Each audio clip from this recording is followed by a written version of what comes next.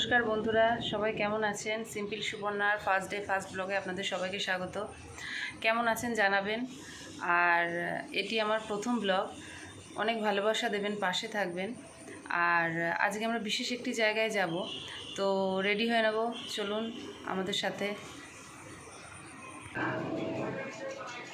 Ready হয়ে গিয়েছি, চলো এবার বেরোচ্ছি, রাস্তায় গিয়ে দেখা হবে।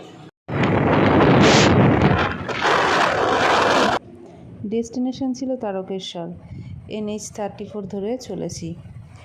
রাস্তার ওপর দিয়ে আকাশটা এত সুন্দর দেখাচ্ছিল, যেন মনে হচ্ছিল শরতের আকাশ। কাশফুলের মতন গঙ্গার ধারে এই গাছগুলো দুলছে হাওয়ায়, এত ভালো লাগছিল। যাই হোক, এটা হচ্ছে কানলাঘাট। আমরা গঙ্গা পার হব বাইক নিয়ে। ফেরি চলে এসেছে, তো আমরা বাইকটা তুলব। লোকজন নামছিল বলে একটু সাইড করে দাঁড়িয়ে পড়েছিলাম। এরপরে আমরা উঠে পড়েছি। জলটা এত ভালো লাগছিল, যেন বালি যেমন মরুভূমিতে চিকচিক করে সূর্যের আলো পড়লে ঠিক সেরকমটা লাগছিল। এরপর পৌঁছে গেলাম একটা পেট্রোল পাম্পে। এত সুন্দর প্রাকৃতিক পরিবেশটা, সেদিনকে ঠান্ডাটা অনেকটাই কম ছিল, সেটাও ক্যামেরাবন্দি করলাম। এরপরে পৌঁছালাম আমাদের ডেস্টিনেশন, মানে তারকেশ্বরে একজনকার বাড়ি আসা ছিল, তো তাদের বাড়ির ছাদে উঠে দেখলাম এত সুন্দর প্রাকৃতিক সৌন্দর্য। সেটা তো একদমই ভুললাম না যে ক্যামেরাবন্দি করার জন্য। আর এত হাওয়া দিচ্ছিল।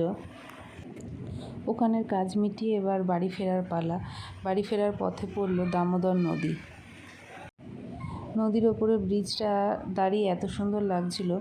আর দামোদর নদীর জলটা যেন মনে হচ্ছিল সিমেন্টের বারান্দা, রঙটা ঠিক তেমনি একদম স্থির হয়েছিল।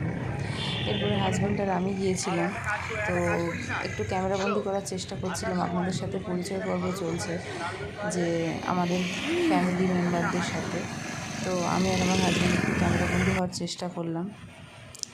এরপরে পুরো ব্রিজটাকে দেখা গেলে বেশ বড়ই মনে হচ্ছিল। ফিরতে ফিরতে সন্ধে নেমে আসছিল। একটি রেল লাইনের পাশে গেট করেছে, আমরা দাঁড়িয়েছি। ট্রেন ক্রস করলো। রাস্তার পাশে দেখলাম লোভনীয় ফুচকা, সেটা খেলাম। খেয়ে দেবো বাড়ি ফেরার পালা। এটা আমাদের পাড়ার রাস্তা। এরপরে বাড়ি ফেরলাম, অনেকটা রাত হয়ে গেছিলো। যাই হোক, শুভরাত্রি সবাইকে।